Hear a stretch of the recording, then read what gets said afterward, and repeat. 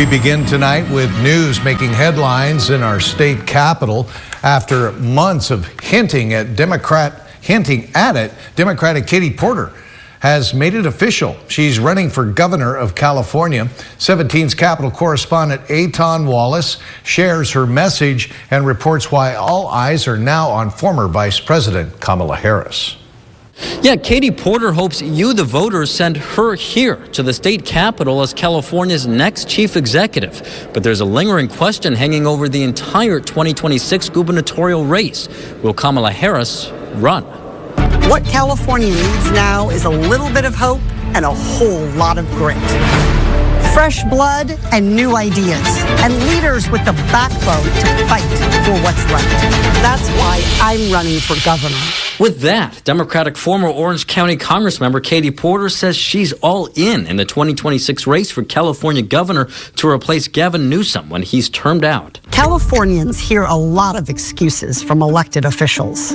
That's a complex problem. That's proving challenging. That's not my job. It's too hard. What a bunch of bullshit. In this campaign launch video released Tuesday, Porter promised if elected governor, she will take on the Trump administration and address issues like public safety and the economy. I'm a mom who's invested in our kids' futures and actually knows the price of groceries. I've only ever been motivated by one thing, making Californians' lives better.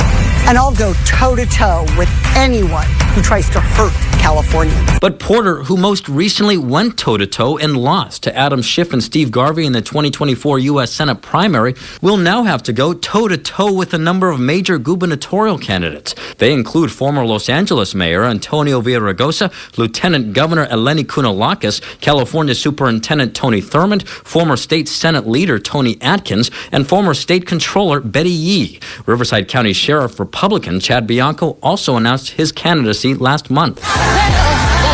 On top of all of that, we're waiting on former Vice President Kamala Harris to make her decision in this race. Politico reports she will make a final decision whether to enter the race by the end of the summer. Harris has not said as much, but it's reasonable to assume that she would not get into this race unless the Democrats were willing to clear the field for her. Political communications professor Dan Schnurr says Harris's ultimate decision whether to run will determine if we're in for a competitive race. It's unlikely that many other Democratic candidates would step aside for Katie Porter the way they would for Kamala Harris. And so voters are familiar with her as the senator, as the vice president, and you just cannot quantify the importance of her name recognition. And there's nobody in the current field who has the statewide name recognition that Harris does.